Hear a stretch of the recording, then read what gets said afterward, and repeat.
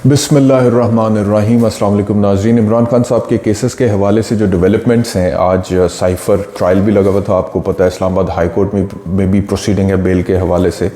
उसमें जो भी अपडेट्स हैं वो आपसे शेयर करेंगे। इमरान खान के वकला ने इमरान खान के हवाले से क्या कहा है, बताया, वो आपसे शेयर करेंगे। इमरान खान की बहनों की मुलाकात हुई है जेल में, इमरान खान से वो मुलाकात में क्या गुफ्तगू की है, और उसके बाद सहाफ़ियों के सवालों के जवाब में अलीमा खान ने क्या कहा है इमरान खान के हवाले से, वो भी आपसे शेयर करेंगे। और प्रोसीडिंग जिस तरह से हुई है वो भी आपसे शेयर करेंगे। तो शुरू तो करते हैं प्रोसीडिंग से। जो प्रोसीडिंग्स है अभी तक, जो इन कैमरा ट्रायल था वो इन कैमरा ही है, उसी तरह से चल रहा है। और आपको पता है कि इमरान खान ने एक पिटिशन इस्लामाबाद हाई कोर्ट में डाली हुई है कि जी ये उनके right to a fair trial की खिलाफ वर्जी है। उसके ऊपर पिछली समात पर बहस मुकम्मल होकर फैसला महफूज हो गया था, लेकिन इतने दिन गुजर जाने के बावजूद इस्लामाबाद हाई कोर्ट ने अभी तक वो फैसला जो महफूज किया था वो नहीं सुनाया। तो एक तरफ जैसे कि मैंने कल कहा था कि महफूज फैसले को सुनाने में ताख़ीर है अपेरेंटली बज़ाहिर, और दूसरी तरफ जो ट्रायल है उसमें स्पीड है। और वो स्पीड ये है कि आज इमरान खान और शाह महमूद कुरैशी ने जो नकूल तकसीम की जा रही थी उनको बतौर मुल्ज़िम, वो लेने से इनकार किया इस बुनियाद पे कि तब तक ट्रायल इनिशिएट ना हो, उसका आगाज़ ना हो, जब तक Islamabad high court jail trial के ऊपर जो दरख्वास्त डाली है उसका फ़ैसला नहीं आ जाता हतमी तौर पे। लेकिन उसके बावजूद नकूल ट्रायल में तकसीम कर दी गई हैं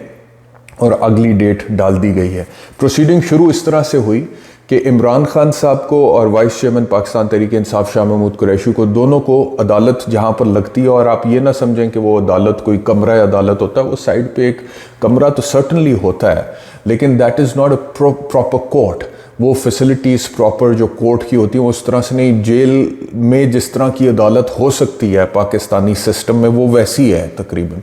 और उसके साथ मुत्तसिल एक जालियों वाला कमरा होता है। तो इमरान खान और शाह महमूद कुरैशी को आज जेल अथॉरिटीज़ ने जब जज अबुल हसनात स्पेशल कोर्ट के वहाँ पर पहुँचे और उन्होंने अदालत लगाई है, तो उस जालियों वाले कमरे के अंदर उन्होंने बिठा दिया दोनों को। उसके बाद फिर जज साहब ने कहा कि इनको कमरा अदालत के अंदर ले आए, तो जालियों वाले कमरे से बाहर निकाल के उनको अदालत में 2 कुर्सियाँ दी गई और दोनों साथ साथ बैठ के उसके बाद कार्रवाई का आगाज़ हुआ। और जज साहब ने जो नकूल तकसीम करने की कार्रवाई है उसका आगाज़ कर दिया। अब वहाँ पे जो वकला थे, एक सलमान सफदर थे, दूसरे नईम पंजोता और तीसरा शेर अफजल मरवत, उन्होंने अदालत से कहा कि जब तक के उस पिटिशन का फैसला नहीं हो जाता कि जेल ट्रायल पॉसिबल भी है या नहीं है इन कैमरा, मतलब क्योंकि right to a fair trial public होता है, तो जब तक कि इस्लामाबाद हाई कोर्ट उसका फैसला नहीं करती है तब तक आप ट्रायल को आगे ना चलाएं। लेकिन जज साहब ने सवाल पूछा, क्यों जी, कोई ट्रायल के हवाले से स्टे ऑर्डर आए? तो वकला ने कहा कि स्टे ऑर्डर तो सर्टनली नहीं है, लेकिन फैसला महफूज है, किसी भी वक्त आ जाएगा, 1 दिन में, 2 दिन में, तो आप एक डेट इंतज़ार कर लें या 2 दिन बाद उसको देख लें, जल्दी क्या है ट्रायल को आगे चलाने की। तो उस पर इमरान खान साहब की तरफ जज साहब ने देख कर कहा कि जी ट्रायल चलाना है या नहीं। तो इमरान खान ने जो जवाब दिया उसका वो ये दिया कि ट्रायल तो ऑलरेडी चल रहा है, लेकिन पिटिशन इस्लामाबाद हाई कोर्ट में पेंडिंग है। तो उसके बाद फिर इमरान खान ने कहा कि यहाँ पे मेरे साथ जो सलूक हो रहा है वो दुरुस्त नहीं है, मैं चहलकदमी तक नहीं कर सकता, वॉक नहीं कर सकता, मेरा सेल बहुत छोटा है, उसमें मूवमेंट पॉसिबल नहीं है। फिर एक मुतल्लिका पुलिस अफसर जेल हकाम का जो था, उससे अदालत ने पूछा कि सेल का क्या साइज़ है, तो उसने फिर बताया, एक पुलिस एहलकार ने बताया कि जो अटक जेल में इमरान खान के सेल का साइज़ था, ये कमरा जिसमें अब इमरान खान को रखा हुआ है, ये कमरा उससे छोटा है जो अटक जेल का सेल था। तो फिर जज ने इमरान खान को कहा कि मैं खुद पर्सनली आपका सेल विज़िट करूँगा और मैं देखूंगा, और अगर कोई उसके अंदर चीज़ें ठीक नहीं है, मुनासिब नहीं है, तो मैं उसको दुरुस्त करने का हुक्म दूंगा। अब यहाँ से आ जाते हैं कि 2 वर्जन्स हैं। इमरान खान के जो वकला हैं वो ये कहते हैं कि जज साहब ने ये यकीन दहानी दिलाई है, लेकिन इससे आगे की बात उन्होंने नहीं की है। लेकिन जो खबर शाया हुई है वो ये हुई है कि ये कहने के बाद जब प्रोसीडिंग ख़त्म हुई है और जज साहब ने नकूल की तकसीम कर दी और उसके बाद नेक्स्ट डेट डाल दी है, मेरे ख्याल में 17 अक्टूबर डाली, और उसमें अब आगे ट्रायल को वो आगे चलाएंगे। उसके बाद जज साहब इमरान खान साहब के सेल की तरफ गए हैं, उसको विज़िट किया, देखा है, और जो जेल सुपरिटेंडेंट है उसको ये हिदायत जारी किया है कि इस सेल और इस सेल के साथ जो दूसरा सेल है इसके दरमियान में जो दीवार है इसको गिरा दिया जाए ताकि इमरान खान को कुछ तो स्पेस मिले। और अगर वो दीवार गिरा दी जाएगी तो रिपोर्टिंग ये हो रही है कि फिर 30 से 50 फुट का कमरा हो जाएगा इमरान खान का। और रिपोर्टिंग ये हो रही है कि जेल सुपरिटेंडेंट ने कहा है कि जज के हुक्म के मुताबिक हम वो दीवार गिरा देंगे। तो जी ये रिपोर्टिंग है, यानी कि अब वो दीवार गिराई जाएगी, मतलब कि आई एम श्योर कि सेल में जेल में उससे बेहतर सेल्स ऑलरेडी मौजूद होंगे,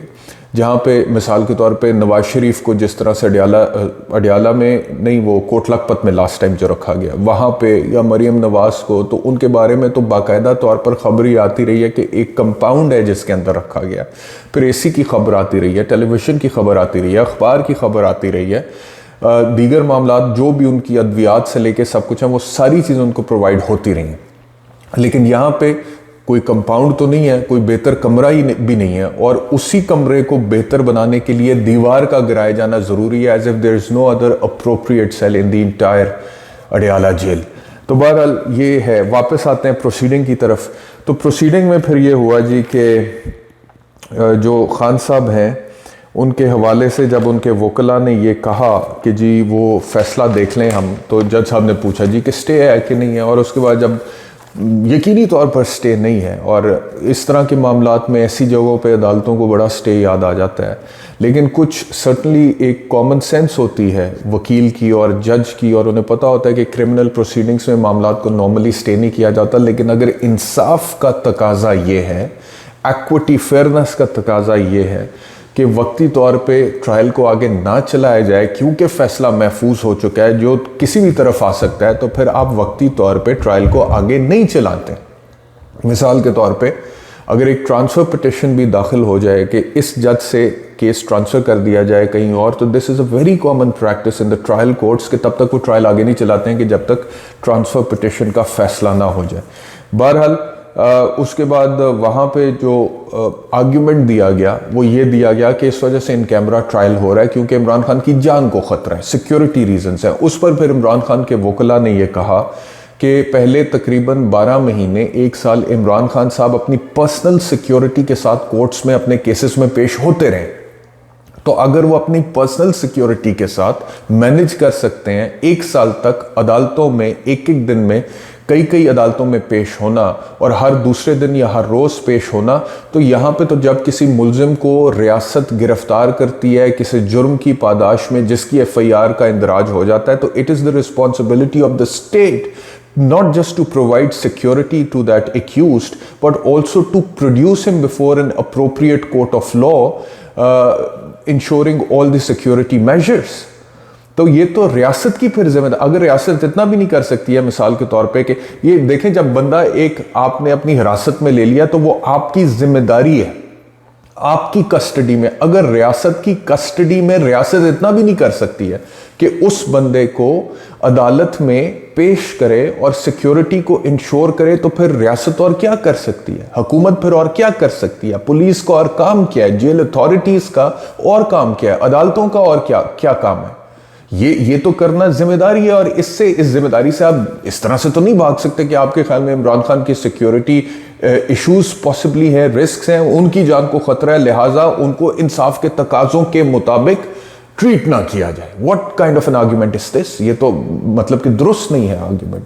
और फिर खास तौर पे जब उनको इतराज है कि मुल्जिम को इतराज है कि मेरे हकूक सल्ब हो रहे हैं। बहरहाल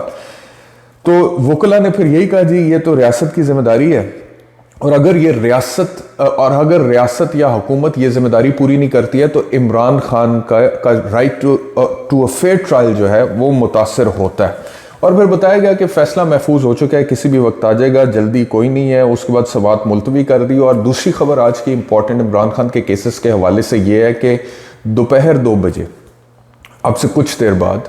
या जब आप ये वीलॉग सुन रहे होंगे उस टाइम पे, इमरान खान के साइफर केस में दरखास्त ज़मानत पर बहस इस्लामाबाद हाई कोर्ट में चीफ जस्टिस आमिर फारूक और तारिक महमूद जहांगीरी, ये डिविजनल बेंच जो है वो बहस सुन रहा होगा। और वो बहस सुनने के बाद आज इमरान खान के वकला का टारगेट ये है कि बहस मुकम्मल होकर अदालत फ़ैसला सुना दे। लेकिन क्योंकि पहले ही जो एक पिटिशन वजारत दाखिला के नोटिफिकेशन की जेल ट्रायल के हवाले से है, उस पर समाअत मुकम्मल होने के बावजूद अभी तक फ़ैसला नहीं हो सका,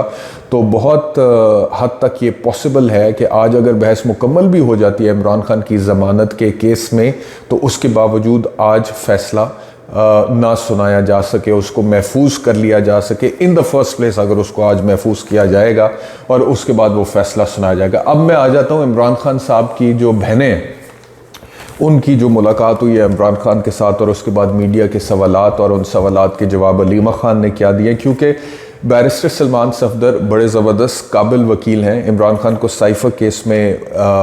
डिफेंड कर रहे हैं, रिप्रेजेंट कर रहे हैं। उन्होंने जब मीडिया से गुफ्तगू की तो उन्होंने कहा कि मुझे लगा कि आज इमरान खान साहब का ब्लड प्रेशर जो है मुझे हाई लगा, क्योंकि उन्होंने बहुत एहतजाज किया उसके हवाले से कि जिन कंडीशंस में उनको रखा हुआ है। तो वो फिर अलीमा खान से जब सवाल हुआ कि जी वो कैसे हैं, उन्होंने कहा वो बिल्कुल ठीक हैं। उन्होंने कहा कि वो किताबें पढ़ रहे हैं, उन्होंने कहा कि वो 4 दफ़ा कुरान शरीफ ख़त्म कर चुके हैं, और उन्होंने कहा कि मुझे तो ज़ाती तौर पे लगता है कि उनका चेहरा थोड़ा नौरानी हुआ है। और उन्होंने कहा कि उनकी सेहत पे अगर एडिशनल वेट उन्होंने गिराया है, मज़ीद फ़ैट अपना गिराया है, तो इसका मतलब यह है कि वो सेहत उनकी अच्छी है। तो हमें तो जो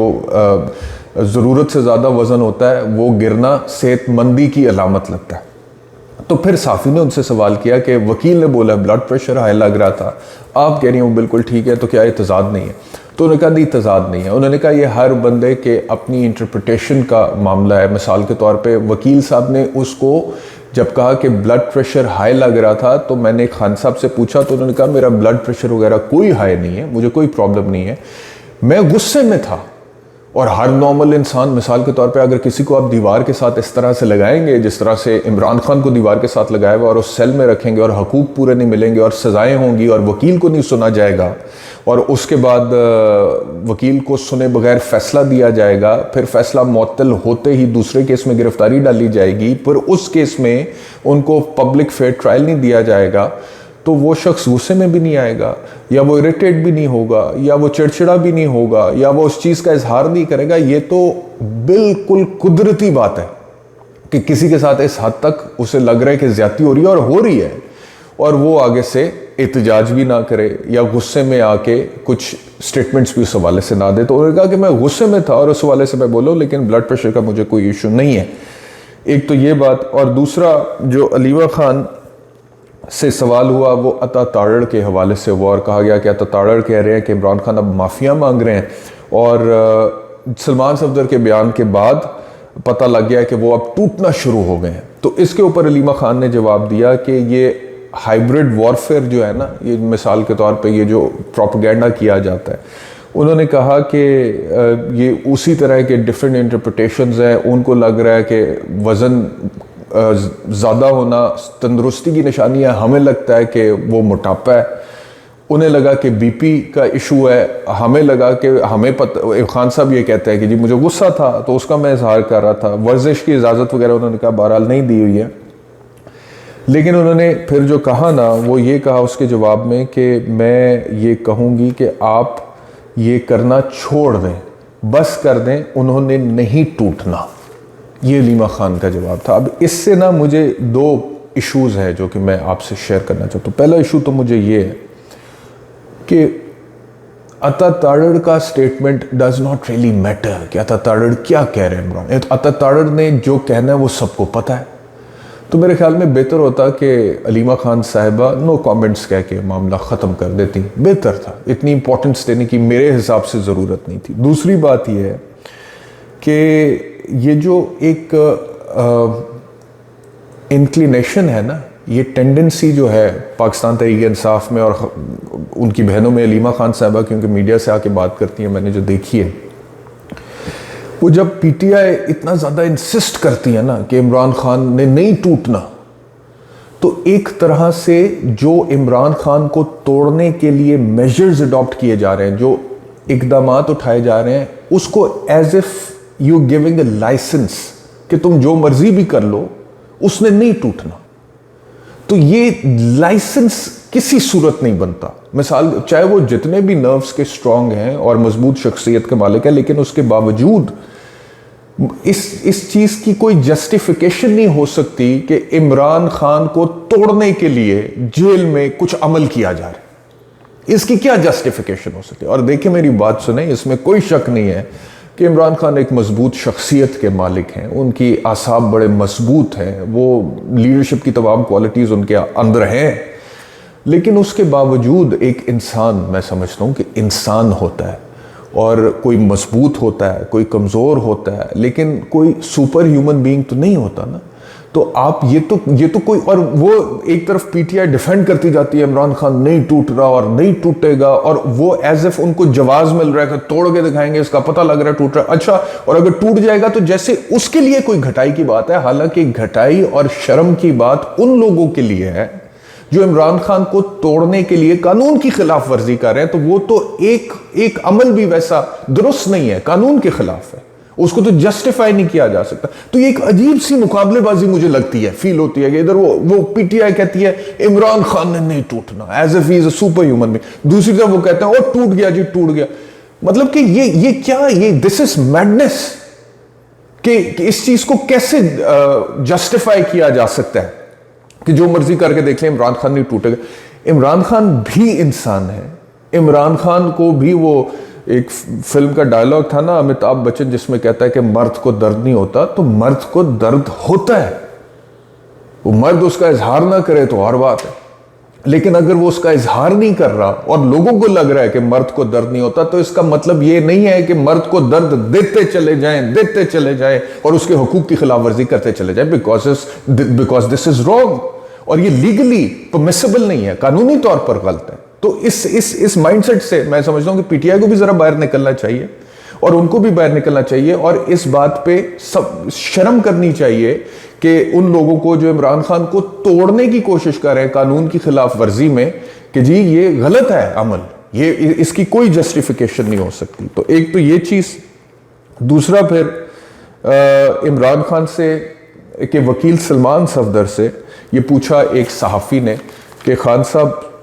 से आपने ये पूछा कि फ़लस्तीन आपको बड़ा मिस कर रहा है, जो फ़लस्तीन में सूरत हाल है, आपको पता है कि हमास ने जो हमला किया इसराइल पे, फ़िज़ाई, ज़मीनी, समुद्री, उसके बाद इसराइल ने जवाब दिया, दोनों तरफ बहुत सारे सिविलियंस की जो है वो कोलैटरल डैमेज हुआ है, जानी नुकसान हुआ है, और फ़लस्तीन पे तो बहुत अरसे से आपको पता है कि ये सूरत हाल है। तो वो वकील ने फिर जवाब दिया सलमान सफदर साहब ने कि हमें इतना वक्त ही नहीं मिलता कि हम 2 मिनट भी इमरान खान साहब से अकेले में कोई बात कर सके, इससे अलावा। तो लेकिन यह है कि मीडिया सवाल पूछ रहा है, क्योंकि इमरान खान बहुत स्टॉन्च एडवोकेट रहे हैं पैलेस्टाइन कॉज के, तो मीडिया ने ये सवाल पूछा है कि फ़लस्तीन आपको मिस कर रहा है। तो आई एम श्योर कि it is not just PTI जो उनको मिस कर रही है, बहुत सारे और लोग जिनके लिए वो आवाज़ उठाते रहे बशमूल पैलेस्टाइन कॉज के, वो उनको मिस कर रहे होंगे। तो ये आज की अपडेट्स हैं। अगर ज़मानत पे बहस होने के बाद कोई फ़ैसला आ जाता है, जिसके इम्कानात मुझे नहीं लग रहे हैं, तो फिर उस फैसले के हवाले से एक और वीलॉग करेंगे। शुक्रिया, अपना ख्याल रखिए, अल्लाह हाफ़िज़।